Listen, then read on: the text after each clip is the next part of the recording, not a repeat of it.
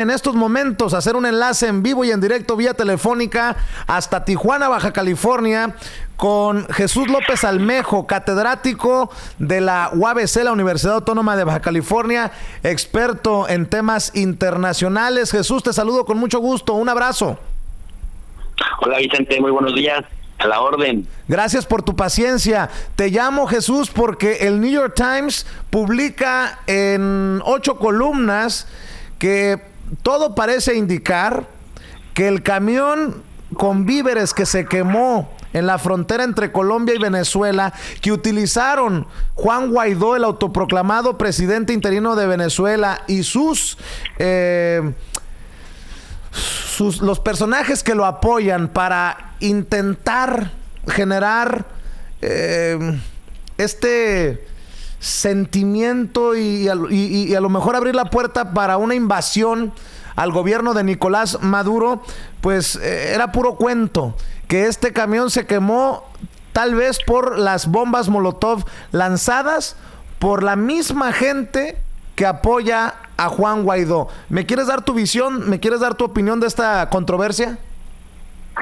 Pues sí, fíjate Vicente que hemos recibido muchas críticas a partir de la participación aquí en el radio contigo, pues diciendo que López Obrador está en lo correcto al mantenerse, digamos, un apego a los principios de política exterior, porque desde lo que habíamos venido analizando es todo un montaje y toda una farsa por parte de la derecha venezolana, la derecha latinoamericana y el mismo gobierno de Estados Unidos para justificar, digamos, o sea, el decir que Nicolás Maduro tiene una dictadura, que es inoperante para gobernar, etcétera, y que además en este tipo de circunstancias reprime, digamos, a los opositores y se niega a recibir todo tipo de ayuda humanitaria. Y entonces, cuando recibimos tantas críticas y por más que intentamos dar nuestras opiniones basándonos en hallazgos de investigaciones, etcétera, cuando uno le deja las cosas al tiempo, las cosas van saliendo y conociéndose por sí solas. Entonces, lo que me da mucho gusto con esto, de alguna manera, dentro del, si se le puede llamar de alguna manera, es que nosotros lo hemos venido diciendo, lo hemos venido desmenuzando, lo hemos, digamos, venido socializando con tu audiencia paso a paso, y ahora que las mismas fuentes de ellos nos dan la razón, pues de alguna manera quiero compartir que eso también nos pone en un momento, en un punto de confiabilidad de que pues los criterios tienen sustento, ¿no?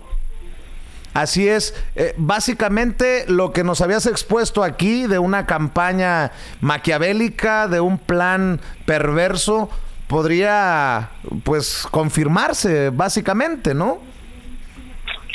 Así es, Vicente. Mira, por ejemplo, esto que dice New York Times es muy importante porque a raíz de estos camiones que se quemaron, Estados Unidos volvió a sancionar a Venezuela y pues todo se fue preparando para una ruptura de relaciones que por fin pues ya se confirmó. El ministro del Exterior, Jorge Arreaza, da la notificación de que Nicolás Maduro le da 72 horas a todo el personal de Estados Unidos, y Mike Pompeo pues también ya acepta que todo el mundo salga de Venezuela. Y en ese sentido me acuerdo que arreciaba mucho la presión tanto en América Latina. El mismo Juan Guaidó fue muy grosero con Andrés Manuel López Obrador y lo presionaba para que por fin desconociera a Maduro. Y los panistas obviamente no se podían quedar atrás presionando y diciendo que México cada vez estaba más solo. Y sin embargo, el presidente dijo muy firme que se iba a conducir con respecto o con apego a los principios de política exterior. No sé si me permitas enunciarlos y explicar la razón de la existencia de estos principios de política exterior y por qué incluso en aquella charla que tuvo el presidente Andrés Manuel López Obrador con el presidente del gobierno español, Pedro Sánchez, le volvió a recordar el fundamento histórico de estos principios. Adelante, Jesús, te escuchamos. Mira, Vicente, gracias. Estos principios de política exterior se elevaron a rango constitucional el 11 de mayo de 1988, cuando alcanzaron, cuando fueron publicados en el Diario Oficial de la Federación. Pero durante casi todo el siglo XX, pues fueron parte de doctrinas, ¿no? Doctrinas de política exterior que surgieron como parte de un trauma colectivo que tuvimos en el momento de ir formando nuestra identidad nacional, porque bueno, esta doctrina, la doctrina Juárez, que viene desde 1867, con aquella famosa frase de entre los individuos como entre las naciones el respeto al derecho ajeno es la paz, y que el contexto, Vicente, era que habíamos acabado de ser intervenidos durante 5 años, largos y sufridos años, por el Imperio francés, que en aquella época era la potencia mundial, y luego después, en 1918, en septiembre, la doctrina Carranza, que se da en un contexto en el que se acaba la Revolución Mexicana, que fue una guerra civil súper sangrienta, en donde por supuesto intervino Estados Unidos, incluso no solamente políticamente desde la embajada, desde el pacto de la embajada, en donde el embajador aquel, Henry Lane Wilson, había conspirado con Huerta para asesinar a Madero, sino que después en 1914 y en 1918 ocupó militarmente México por algunos meses, y luego después en 1930 la doctrina Estrada, en cuyo contexto trata de revertir, Vicente, una práctica muy de aquella época, de que se tenía que ir reconociendo a los gobiernos para que se pudiera interactuar con ellos. Estas doctrinas, como lo explicaba ahorita que mencionaba los contextos, pues básicamente se centran en los 3 o 4 primeros principios de política exterior de los 7 que voy a mencionar. Los principios son autodeterminación de los pueblos, es decir, que cada pueblo elija su forma de gobernarse. La no intervención significa no entrometerse en los asuntos internos de los países, Vicente. La solución pacífica de las controversias, principio en el que México insistió mucho, sobre todo en el caso de Venezuela, y es a donde va dirigido, digamos, el mecanismo de Montevideo, junto con la proscripción de la amenaza o del uso de la fuerza en las relaciones internacionales, la igualdad jurídica de los estados, la cooperación internacional para el desarrollo y la lucha por la paz y la seguridad internacionales. México, en estas doctrinas que mencioné, la doctrina Estrada, la doctrina Juárez y la doctrina Carranza, pues básicamente resaltan el principio de la importancia de la autodeterminación de los pueblos, y de ahí el no intervenir, y la igualdad jurídica de los estados. Bueno, y ahí voy. México sufrió mucho durante todo el siglo XIX, Vicente, pero muchísimo. Mira, yo ayer que estaba haciendo la investigación para esta entrevista contigo, terminé casi con un nudo en la garganta, porque no es cosa menor lo que nos pasó en el siglo XIX, desde que conseguimos la independencia hasta prácticamente con Lázaro Cárdenas, más o menos se salvó de una intervención directa a México, pero sí las tuvo, y tuvimos varias. Mira, si me dejas enumerarlas, te las cuento. Nosotros nos independizamos oficialmente de España el 27 de septiembre de 1821, después de una independencia también muy sangrienta y muy atropellada, que dejó a México con deudas muy importantes. España sin embargo, España no se resignó a perder la joya de la corona, y hasta 1829, con las expediciones de Isidro Barradas en Veracruz y en Tampico, España intentó reconquistarnos, pero en 1829 finalmente fueron derrotados los españoles por Antonio López de Santana, y México por fin conquista su independencia sin la amenaza española. Pero eso no implicaba que otras potencias o que no tuviéramos otros conflictos bélicos. Recordemos que luego en 1836 perdemos el estado de Texas con Samuel Houston y algunos extranjeros a los que se les había dado tierra, que después se quedaron con ella. Y luego también en el 36 pues se da el reconocimiento de España, sí, a México como nación independiente. Luego, pero fíjate, los números, o sea, no van tan alejados. En 1838, a los 2 años, tuvimos la primera intervención francesa, y a esta intervención se le llamó la Guerra de los Pasteles.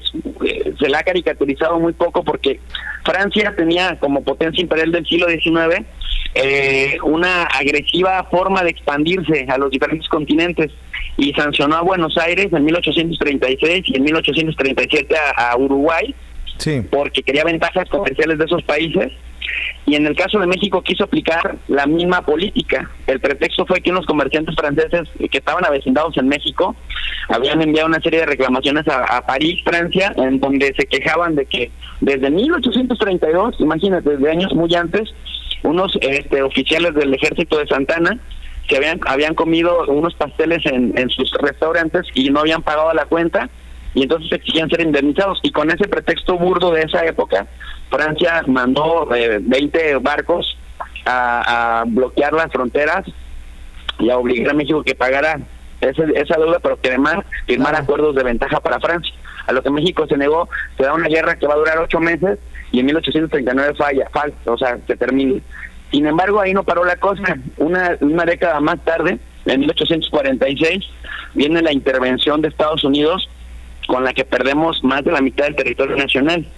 Duró 2 años, fue muy sangrienta, fue muy sufrida, fue de mucho desorden y duró 2 años, y se firma un tratado a fuerzas con las rodillas en el cuello para México, que se le llamó irónicamente Tratado de Paz, Amistad, Límites y Arreglo Definitivo entre los Estados Unidos mexicanos y los Estados Unidos de América, se les conoce también como Tratado de Guadalupe Hidalgo, en donde se establece que México va a ceder más de la mitad de su territorio, que fíjate, Vicente, ustedes están allá, comprende los estados de California, Nevada, Utah, Nuevo México, Arizona, algunas partes, Colorado, Wyoming, Kansas y Oklahoma. Jesús, para entonces, en el 1845, pues ya se había Texas anexado. ¿Me ayudas un poco con el tiempo? Porque vamos contra el reloj, mi querido Jesús. Nada más te pido eso, por favor, y te seguimos escuchando. Sí. Y pues básicamente eso, a estas se les pueden sumar las otras más intervenciones, como la intervención francesa de 1867-1862, la segunda intervención que se da de Estados Unidos en 1914 contra Huerta, la de 1917 con la expedición punitiva. Y bueno, básicamente México siempre ha sido muy acechado por las intervenciones militares de las potencias, y en conclusión, por coherencia lógica, por coherencia histórica, por conocimiento de cómo se construyó la identidad nacional de forma sufrida, pues no intervenir en Venezuela o en algún otro conflicto armado o en alguna otro intento de guerra, como lo pide la obsesionada derecha mexicana, golpista, intervencionista por excelencia, pues no solo es una cuestión de principios, sino también, como te digo, de coherencia lógica. En este contexto, mi conclusión es que pues López Obrador es un presidente que está consciente de este tormentoso pasado histórico y que sí sabe de política exterior, aunque lo han intentado caricaturizar también. Pues es precisamente eso lo que demuestra también el amor por la historia que nos confirma en cada momento el presidente Andrés Manuel López Obrador, que está consciente de la historia de México y por eso sus decisiones, ¿no? Así es. Pues mi querido Jesús, te agradezco mucho por tus comentarios, por tu aportación histórica, por tu visión desde tu trinchera catedrática, y te mando un abrazo y te veo pronto por allá en Tijuana, Baja California. Ya anunciaremos qué andaremos haciendo allá contigo, ¿eh? Excelente, Vicente. Un abrazo y saludos para todos allí en Chicago. Gracias, Jesús López Almejo. Él es catedrático, especialista en relaciones internacionales de la UABC, la Universidad Autónoma de Baja California.